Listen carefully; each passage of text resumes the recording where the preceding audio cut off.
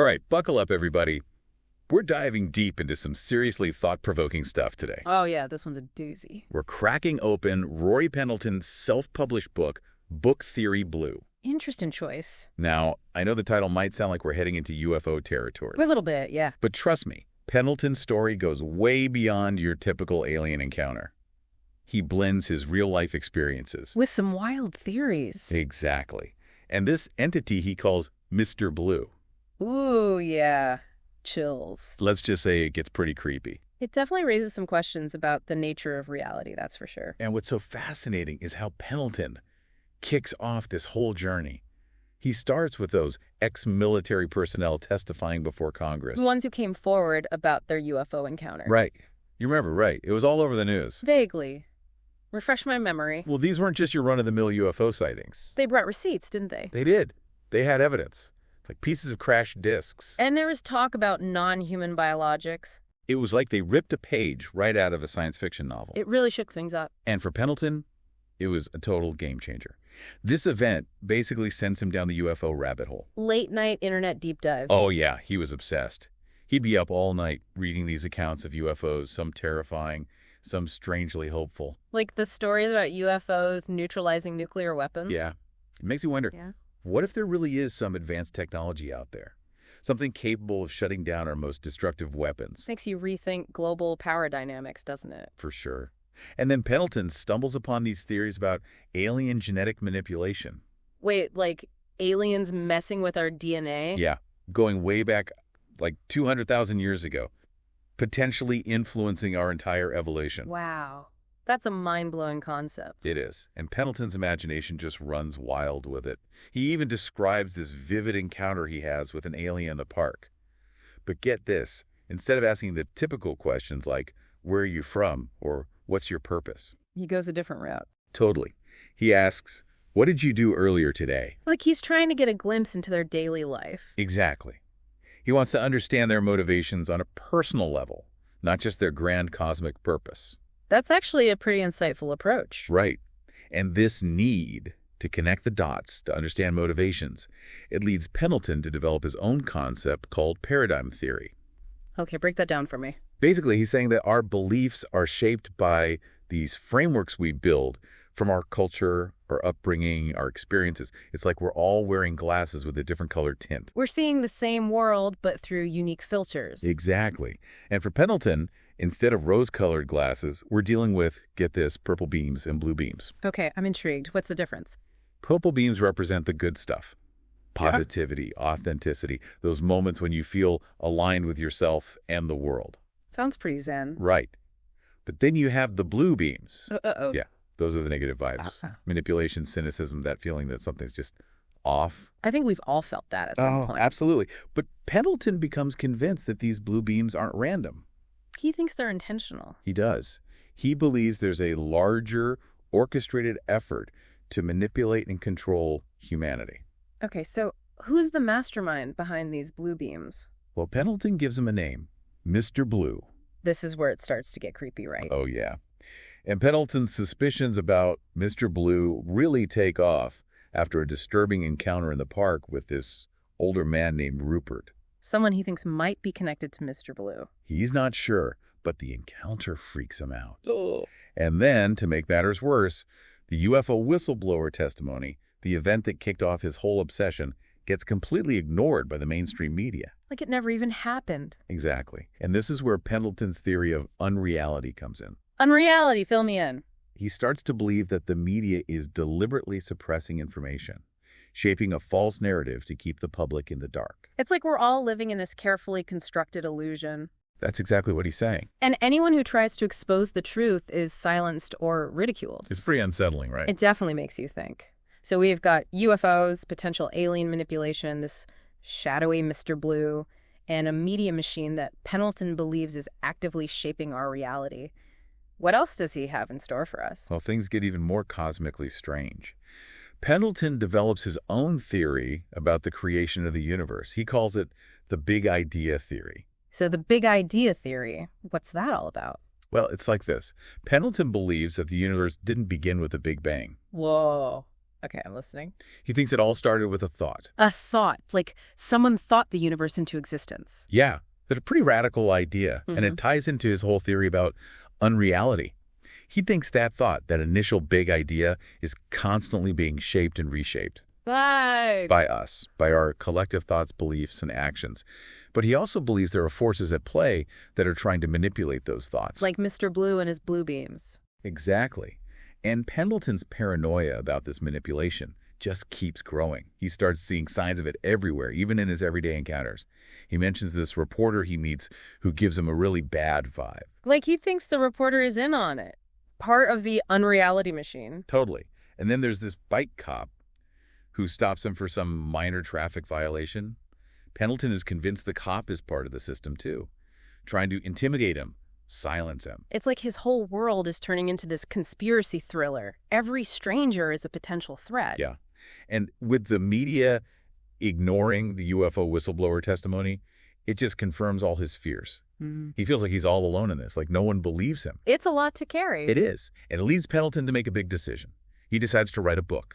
Book Theory Blue. Yes. But he doesn't want to just write a dry, factual account of his theories. He wants to reach a wider audience. Exactly. He wants to create a story that will pull people in, make them think. So he decides to fictionalize his experiences, blend reality with fiction. Kind of like a Trojan horse. Sneak his message in under the radar. That's a great way to put it. He calls Book Theory Blue his Trojan horse, a way to bypass censorship and get people talking about these important issues. Issues like Mr. Blue, unreality, and the manipulation of our thoughts and beliefs. Right. But unfortunately, Pendleton's story takes a dark turn.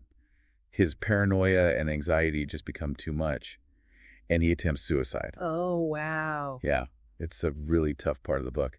But thankfully, he survives, and we follow him as he recovers in the hospital. Does he give up on Book Theory Blue at this point? No, not at all. In fact, he starts talking about his theories with the other patients. Trying to spread the word. He is. He even starts using his purple beams and blue beams terminology. Like a test to see who's receptive to his ideas. Yeah, I think so. And he actually finds one person who seems to get it, a woman he calls Purple Peach. She understands his beam language. She does. And it gives him a little bit of hope. Like, he's not totally alone in this. That sense of connection must have been powerful. Definitely. Yeah. But things take another turn when Pendleton is transferred to the psych ward. Oh, no. Yeah. That's like a confirmation of his fears, you know? Yeah. He thinks they're trying to silence him for speaking out. It's got to be frustrating. Feeling like you're being dismissed because your ideas are outside the mainstream. Absolutely. And in the psych ward, he has these interesting interactions with a couple of people. One is a young woman named Agent Andrea. She's really desperate to escape, but she also seems intrigued by Pendleton's theories. Like she sees a glimmer of truth in them? Maybe. And then there's Barry, Pendleton's longtime friend who comes to visit him. Barry's worried about him, you know. He thinks Pendleton has gone off the deep end. He doesn't buy into the whole Mr. Blue thing. Not really. Yeah. And it creates this tension between them. Pendleton feels misunderstood, but like he can't really explain what he's going through. That isolation must be tough. Even when you have people who care about you, they might not be able to grasp the full extent of your experience. Exactly. But even with all the setbacks, Pendleton never loses sight of his mission. He's determined to expose the truth about Mr. Blue and unreality. He keeps refining his theories, especially his ideas of the media's role in manipulating our perceptions. So he's still working on Book Theory Blue even while he's in the psych ward. Oh, yeah. He's writing like crazy. Yeah. And he's constantly thinking about how to reach more people, how to wake them up from this collective dream state he calls unreality. What does he think is the key to waking people up? Well, he believes it all comes down to awareness, to getting people to question the narratives they're being fed, to recognize the subtle ways in which their thoughts and beliefs are being manipulated. And he sees the media as the main culprit in this manipulation. Definitely. He talks about this system where information is carefully controlled, where dissenting voices are silenced, and where the masses are kept in a state of ignorance and compliance. It's a chilling thought, but it also resonates with a lot of people's anxieties about the media and its power to shape our perceptions of the world. For sure. And to explain how this system works, Pendleton introduces this concept of the awakened versus the asleep. Okay, remind me who the awakened are. The awakened are the ones who are aware of the truth about unreality, the ones who see through the manipulation. And the asleep. That's most of us, right? Yeah. The asleep are the masses who are still caught in the illusion, who haven't yet woken up to the reality of what's going on. And Pendleton believes that Mr. Blue and his blue beams are working overtime to keep the asleep, to prevent them from questioning the narrative. Exactly. But he doesn't think it's a hopeless situation. There's a way to break free. He believes there is, and it all comes back to those purple beams. But before we dive into that, we need to talk about the final chapter of Book Theory Blue, the chapter where Pendleton reveals his timeline of events that he believes show the growing influence of Mr. Blue throughout history. It's a wild ride. All right, so let's talk about that timeline. What does Pendleton see as the key events that reveal the influence of Mr. Blue?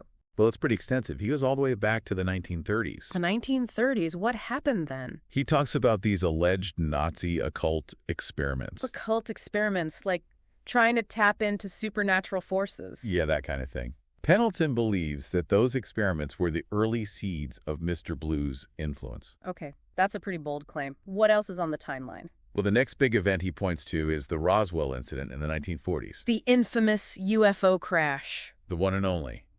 Pendleton sees that as a major turning point. He thinks the government recovered something truly groundbreaking at Roswell. Alien technology. Potentially. And he believes the government has been covering it up ever since, using that technology to further their own agenda. An agenda that's aligned with Mr. Blue. Exactly. And the timeline goes on from there. He connects all sorts of events, from the assassination of JFK to the rise of the internet to the current state of political and social division. He sees Mr. Blue's fingerprints everywhere. He does.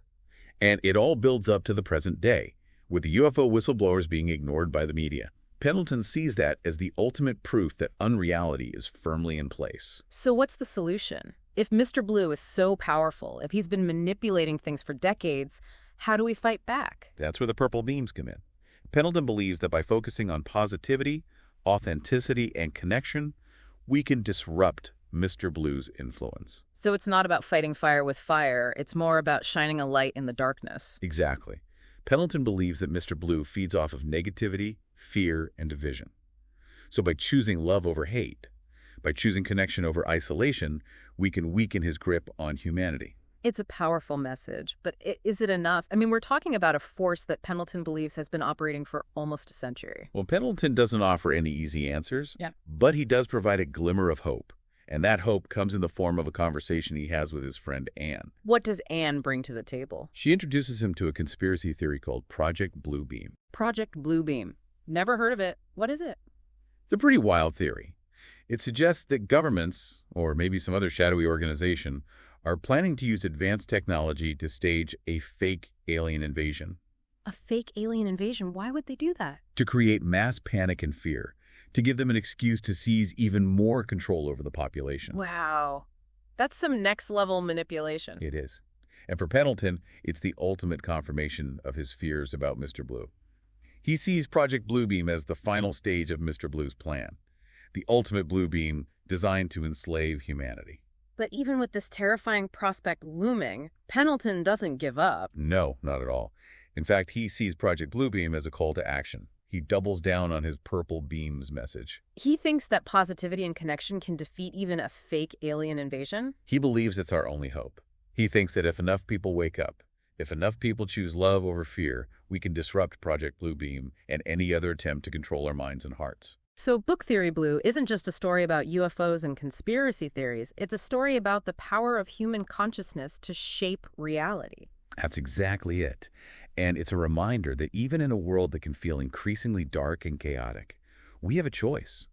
We can choose to succumb to fear and manipulation, or we can choose to embrace love, connection, and authenticity, to radiate those purple beams and create a world where truth and freedom prevail. It's a powerful and timely message, one that I think we can all learn from. Well said. Book Theory Blue is a wild ride. It's thought-provoking, unsettling, and ultimately hopeful. It challenges us to question everything, to connect with our own inner truth, and to fight for a world where love and authenticity triumph over fear and manipulation. Thanks for joining us on this deep dive into Book Theory Blue. We hope it sparked some interesting thoughts and conversations. And remember, stay purple, my friends.